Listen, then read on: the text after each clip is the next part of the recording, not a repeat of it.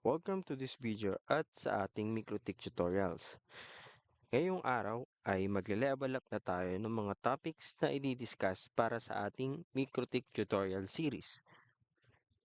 Pero bagong lahat, huwag niyong kalimutang i-click ang like and subscribe button para mas maging updated sa mga latest videos ng aking channel. So, umpisa na natin para i-discuss ang ating mga objectives. Number 1 is to learn how DHCP works. And number 2 is to be able to configure DHCP server in Mikrotik. But first, i-discuss muna natin kung ano ba yung DHCP. DHCP is a network protocol used to automate the assignment of IP addresses along with other network configuration parameters to devices in a network. These devices could be anything from your computer and smartphone to IoT devices and more. Sa madaling salita, para mapadali ang pag-setup natin ng networks at madaling magkita ang mga devices sa isang local area network, kailangan nating gumamit ng DHCP para automatic magbigay ng IP sa mga end users. Sa DHCP protocol, meron tayong server and client. Si server, yung may laman ng pool or group of IP addresses na ipapamigay niya dynamically or automatically sa kanyang mga clients. Ang mga end users or clients ay pwedeng kahit anong device, pwedeng tablets, phones, computers, printer, or other devices na connected through wired cable or wireless medium as long na connected sa network. Sa slide na to, i-explain natin kung paano nag-work ang successful DHCP process. Para mas matandaan natin ang process, gamitin natin ang mnemonics na DORA. Discover, offer, request, and acknowledge. So, umpisahan muna natin sa discover. Pero, para mas maintindihan natin kung paano ba nag-start ang isang DHCP process, ay bigyan na lang natin ng analogy. Si client ay isang citizen at si server naman ay ang kanyang LGU. So, yung relationship na lang ng isang normal citizen sa loob ng isang LGU. Sa discover stage, nakalagay dito, client is asking for IP address by trying to discover available DHCP servers in the network. Sa stage na to, si client ay nagbo-broadcast ng message na nangihingi ng tulong sa mga government officials. Yung tulong ay equivalent ng IP address. Ngayon, maraming pwedeng mag-provide sa kanya kasi pwedeng maraming magbigay. In this analogy, possible na magkaroon ng multiple DHCP server sa iisang network. If successful ang pag-broadcast, lahat ng servers ay matatanggap ang message na ito. Next stage, offer. Balik tayo sa analogy. Maraming makakatanggap ng message ni citizen at pwedeng mag-respond at mag-offer ng tulong yung mga different offices ng LGU kay citizen. Kasi technically, nag-broadcast ng maraming message si client or yung citizen sa ating analogy. At this point, yung mga IP offerings ay mare-receive na ni client. So at this point, kapag maraming nag-offer kay client, pipili lang siya ng isang offer. So, ang tanong dito, paano siya pipili ng mga nag-offer sa kanya ng IP address? Yung criteria nito usually ay kung sino yung naunang mag-offer or kung sino yung nakapag-offer na pasok sa requirements ni client if ever na meron man. Next stage natin ay ang request. Ito na yung magre-respond si citizen sa napili niyang office na tutulong sa kanya. This time, nag-confirm rin siya about sa in-offer sa kanyang assistance. And lastly, yung acknowledgement. The server will acknowledge the request and this will make the client communicate in the network. Ito yung magsisend back ng acknowledgement yung office na napili ni client at ibibigay na niya yung assistance na inoffer niya. And therefore, once na makapag-communicate na sila parehas at makapag-provide na ng IP ang isang DHCP server, dito na natatapos ang isang DHCP process. Ang dali, di ba? And now, syempre, may mga cases rin na hindi nakaka-respond si DHCP server kay client. In most cases, nangyayari yan sa DHCP process na discover pa lang. Meaning, walang nagre-respond na DHCP server sa bino-broadcast ni client. Therefore, walang offer na nare-receive si client. So, dito na papasok itong APIPA or Automatic Private IP Addressing. For example, nakalagay dito, if a DHCP client fails to find a DHCP server on a discovery stage, the client automatically assigns itself an IP address in the reserved range of 169.254.0.0 to 169.254.255.255. If a DHCP server fails, a DHCP client may be able to communicate with other clients in the local subnet. Sa ganitong pagkakataon, ang nangyayari dito ay yung mga network adapter natin ay nag-a-assign ng automatic IP na hindi galing sa DHCP server. Ito yung tinatawag na APIPA at nilagay na rin dito yung IP address range na nakareserve para sa ganitong senaryo. Madalas natin yan makikita kapag nagre-renew or nagre-release tayo ng IP natin sa ating mga network interface. Binibigay ito kasi ng kusa ng mga network adapter natin. Nang sa ganun ay makapag-communicate pa rin siya sa ibang devices na nabigyan rin ng automatic address. Nangyayari ito kung minsan kung pumapalya yung DHCP server. So in that way, kahit na nag-fail ay makakapag-communicate pa rin yung mga devices na gumagamit ng subnet ng APIPA range. For example, pumalya yung isang DHCP server mo or na nakakonfigure sa isang router. Pero si DHCP client ay kaya pa rin niyang makipag-communicate sa mga local devices, for example, printer, na once na nakapag-renew sila ng IP address, ay tatama yun sa range na to or sa subnet na yan. And therefore, possibly na makapag-communicate pa rin yung isang PC sa isang printer sa example na yon. Release and renew. In Windows OS, these commands are useful in the HTTP application. Ito yung IP config /release. Ito yung pag-release ng current IP configuration sa ating mga network interface or adapter sa mga PC.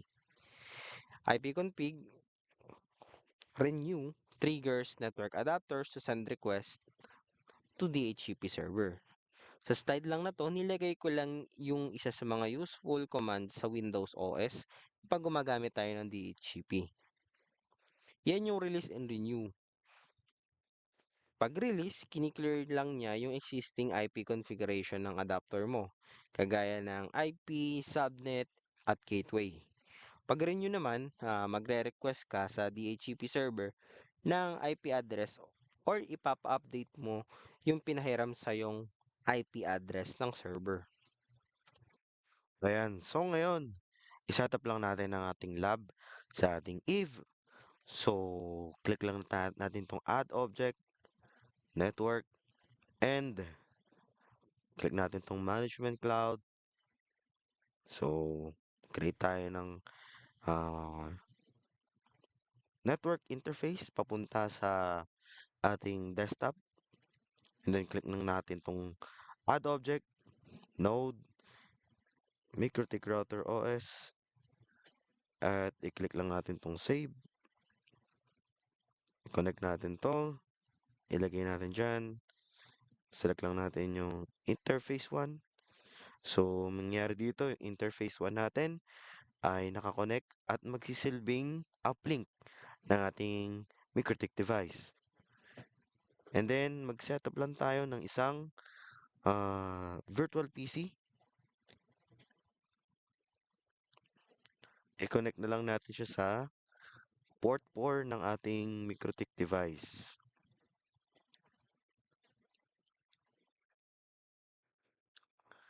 Ayan. So, start na natin ang ating lab. Tagaan natin yan. So, empty configuration yung ating MikroTik device. At ngayon, susubukan natin i-access itong ating MikroTik device. So, by default, ilagay lang natin yung default credentials. Press enter and clear lang natin itong mga windows.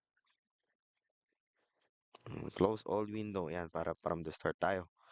And then, again, by default, since gamit natin ay yung cloud-hosted router or CHR architecture ng MikroTik, ibig sabihin ay kahit anong reset mo ng iyong virtual MikroTik device ay meron at meron siyang configuration sa DHCP client. So, yung DHCP ay mula sa mga previous videos pa natin nagagawa, no?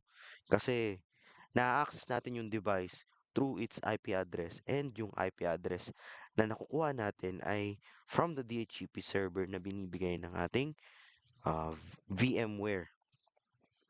So makikita natin dito no sa DHCP client sa Ether 1 ay meron siyang IP address na 192.168.230.130. Ito rin yung IP address na pwede natin gamitin para ma-access itong device na to. Pero kung isaseta mo siya manually, so napakadali lang. I-click mo lang tong plus at i-select mo yung interface na gusto mong gamitin para mag-request ng IP address sa isang DHCP server.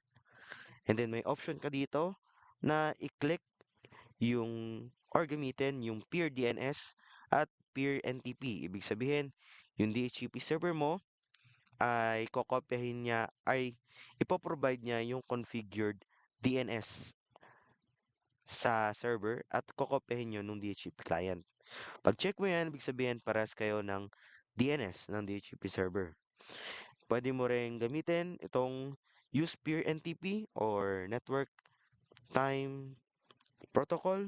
Ito naman yung NTP para mag-synchronize yung time na nakaset doon sa DHCP server mo at i-adapt lang niya dito or kokopyahin lang niya dito bilang DHCP client. And then may option ka rin na ilagay yung default route. Makikita mo yan dito sa IP, routes. So ito yung default route na na-create niya. So may option ka na hindi mag-select ng default route. Ayan. No or special classless. Ayan. So, by default, ganito lang, i-click mo lang yan, and then magkakaroon ka na ng DHCP client dito para sa isang DHCP network. And then may option ka dito na pwede mo siyang i-release or i-renew. Ayan. So, hindi tayo na-disconnect. Bakit? Kasi kahit na nag-release siya ng IP address, ay nakakonect kasi tayo via layer 2.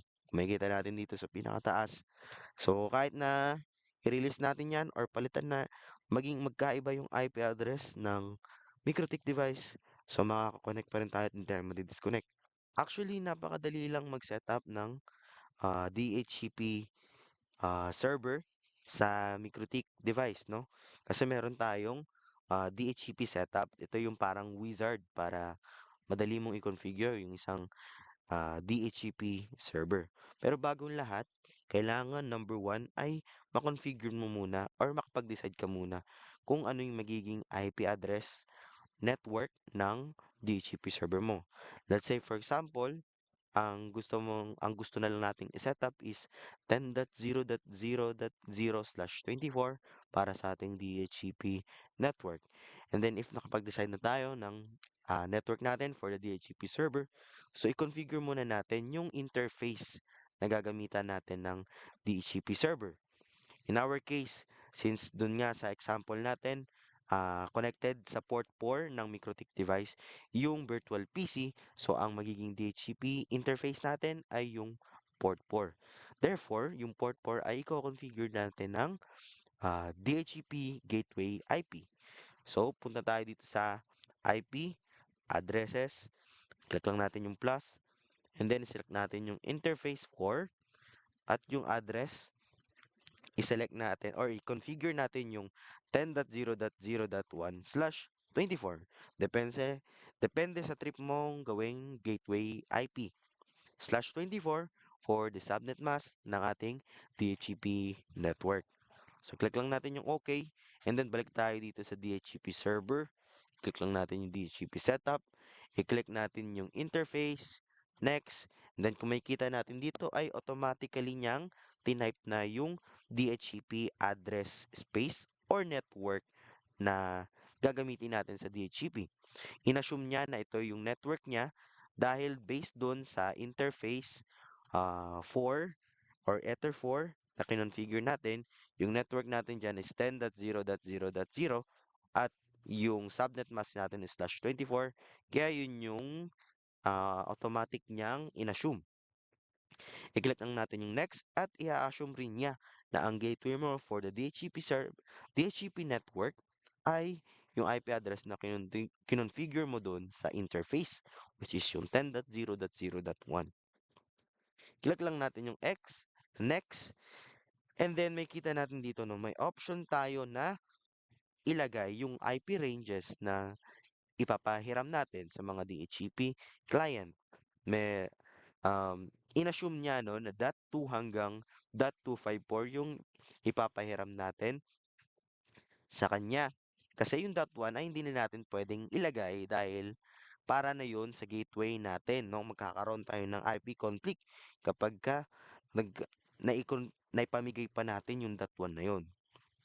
May mga cases na nagbibigay tayo ng reserve IP address para sa ating mga static IP purposes. For example, meron kang server sa inyong network, of course, dapat yung server mo ay hindi nagbabago-bago yung IP address.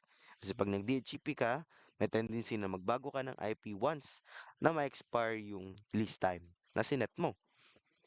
So, pwede tayong maglagay ng reservation pagdating sa ating mga IP address range. Let's say, for example, yung first 100 IP address ng network natin ay gagamitin natin para sa static purposes.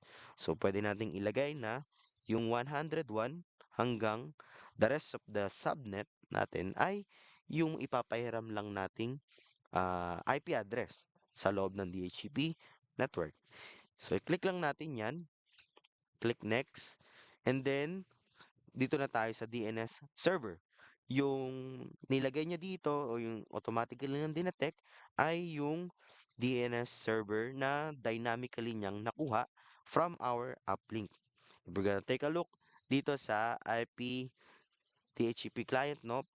And i-click natin tong existing configuration, may kita natin na naka-enable yung use peer DNS. Therefore, yung uplink IP address or uplink network ko ay kokopihin niya yung DNS server nung DHCP server. Makita rin natin yan dito sa IP, DNS. Makita natin dito na dynamically niyang nakakuha yung DNS server na to. So, ito yung DNS server na nakakonfigure or gateway. Actually, this is the gateway nung ating VMware interface sa mga laptop. Pwede mo kasing gamitin DNS server yung gateway and then yung gateway ay magpo-forward lang na magpo-forward sa mga next devices and then i-click lang natin tong next and then this is now the least time. Ito yung kung gaano katagal magpapahiram ng IP address ang isang DHCP network. By default kay MikroTik 30 minutes yung nakaset dyan. But depending on our use cases, may mga time na yung LAN natin connected syempre yung mga computer natin and ayaw natin na nagbabago-bago yung mga IP address ng mga desktop natin. That's why we tend to have longer lease time. For example, 24 hours for that specific IP address. Pero may mga cases rin sa Wi-Fi setup na marami tayong mga guest and very short time lang sila nag-access ng Wi-Fi. So, para hindi tayo maubusan ng mga IP address, ay dapat mas maikli yung list time na sineset natin dito. I-click lang natin yung next and then that's it. Ganun lang kadali mag-setup ng DHCP server. 4 or 5 click lang yan at magkakaroon ka na ng DHCP server. Now let's check kung nakakakuha na ba ng IP address yung ating virtual PC. In actual scenario, of course, maaaring gumamit kayo ng Windows PC. So dito, para mag-request tayo ng DHCP, ay itatype lang natin yung IP, DHCP, and then hayaan natin siyang, ayan, ayan. So ngayon, nagkaroon tayo ng DORA process, no? Nakikita natin dito, 2 beses pa siya nag-discover, pero maaaring sa pagte-testing mo ay diretso DORA process lang yan. Then makita natin dito na yung IP address na nakuha natin para sa VPC ay yung 10.0.0.254 at ang gateway niya ay 10.0.0.1. I-double check lang natin kung napiping ba talaga natin yung gateway or yung interface port ng ating MikroTik device. So, walang problema. I-check natin dito sa ating DHCP server, dito sa leases. Makikita natin dito yung entry ng ating VPC. So, makikita natin dito yung information gaya ng IP address na napahiram sa kanya, MAC address, and even yung server name, and then yung active host name ng ating virtual PC, no? Yan yung information na nakita natin sa dynamic entry. Now, pwede natin siyang gawing static. Static in a way na every time na magre-release tayo or magre-renew tayo ng IP address doon sa VPC ay nakafix na sa kanya yung IP address na yon. So, ganun yung static. So, i-click lang natin tong make static. May kita natin dito na nawala yung letter D. Dito, ibig sabihin, static na siya. So, ibig sabihin, every time na magre-release or magre-renew tayo ng IP address dito sa virtual PC, yan. Every time na magre-renew tayo, lagi ng ipapamigay ni DHCP server yung .253 na IP address kasi in-static na natin siya. So, ano mangyayari even if nag-expire na to dito yung lease time natin? So, ganun pa rin, no? Naka-reserve na yung 253 sa MAC address or sa device na yon. Ang mangyayari lang dyan ay check niya kung up until that point ay connected pa rin or may reachability pa rin siya doon sa DHCP client. But if merong another PC na connected doon sa DHCP server, ay hindi niya na pwedeng ibigay yung .253 kasi na-static mo na siya para doon sa naunang device. So, ganun lang kadali kasi pinadali natin dahil sa DHCP setup. But in actual, kung manual mo siyang i-configure, so dapat ay number 1, connected, naka-configure na yung gateway address ng interface mo. And then number 2 ay magke-create ka ng IP pool. Ayan. So makikita natin dito, ito yung IP pool na create natin kanina. Ito yung IP range na in-input natin kanina, no? And automatically ay nagkaroon siya ng name na DHCP pool 0. But syempre in actual dapat ay papalitan natin yung name niyan para hindi tayo malito. For example, itong ranges na to ay para sa IP pool, for example, IP pool LAN, no? For the LAN purposes, no? Pwede ka rin mag-create ng IP pool for the Wi-Fi, no? let's say 10 dot uh 10.1.0 uh, 100 hanggang 10.1.0.254, no? So, pwede rin yan.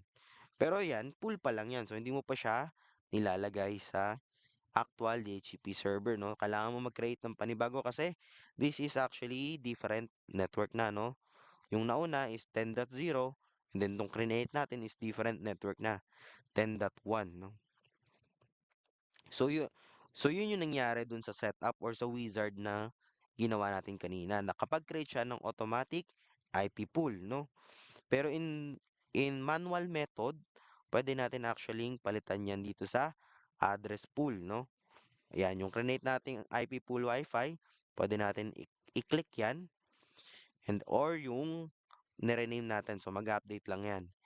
Ito namang static only, ibig sabihin yan, susundan lang niya yung nakakonfigure dito na mga static entry dito sa leases natin. Ibig sabihin, wala siyang IP pool na susundin. Ang ibibigay lang niya ng mga IP addresses ay yung mga static entry na nilagay natin dito sa DHCP leases. So of course, medyo matrabaho yun kasi number one, kailangan mo pa ng details ng MAC address ng device na gagawin mong static, no? So, dito, ilagay lang natin yung IP pool LAN 1, no? Yung kanina, no? And then, may kita natin dito, nag-update na rin siya. And then, next thing, no? Again, number one, kailangan mo yung configure yung gateway IP address or yung interface IP address ng DHCP interface mo. Number two ay kailangan mong mag-create ng IP pool, gaya nito. And then, number three, dun mo na i-configure yung part na to ng DHCP server. Ayan. Kung saan i-configure mo dapat ay yung network IP address at yung number 2 naman is yung gateway IP address or yung interface IP ng DHCP server mo. And then yung netmask, automatic na yan. Pwede mo rin ilagay dito yung gusto mong DNS server para sa iyong DHCP network. Maaaring public DNS or pwedeng gamitin mo na lang yung gateway DNS or kukopihin lang niya yung DNS entry na nakakonfigure dun sa gateway interface mo. So, that's it. So, ayan ang kailangan nating i-configure para sa DHCP server. May madali tayong method gaya ng pag-configure using DHCP setup at pwede rin naman tayong mag-manual configure. But again, in manual method, kailangan nating number one, i-configure muna yung gateway IP address. Number two ay kailangan makapag-create tayo ng IP pool. And then, number three ay ilalagay natin yung network details natin gaya ng network IP address at yung gateway IP. So yun lang, no, kasi pagdating dito sa DHCP server, ilalagay mo lang naman dyan yung DHCP interface, yung IP pool, yung list time kung gusto mong baguhin. Yung DHCP server name ay dapat binabago mo rin yan. For example, lalo na kapag inintroduce na natin yung VLAN, so pwede natin gawin yung DHCP LAN, no? DHCP LAN, no? So, para hindi tayo malito, no? Kasi kung magkakaroon tayo ng VLAN, so pwede natin gawa ng mga kanya-kanyang DHCP server yun at lalagyan lang natin ng naming ng DHCP VLAN 10, VLAN 20, and so on and so forth. So, that's it for our video. I hope naintindihan nyo yung basic principle or concept natin sa DHCP at sana ay nasundan nyo rin kung paano tayong mag-configure ng DHCP server sa MikroTik device. Thank you for watching and see you on the next videos.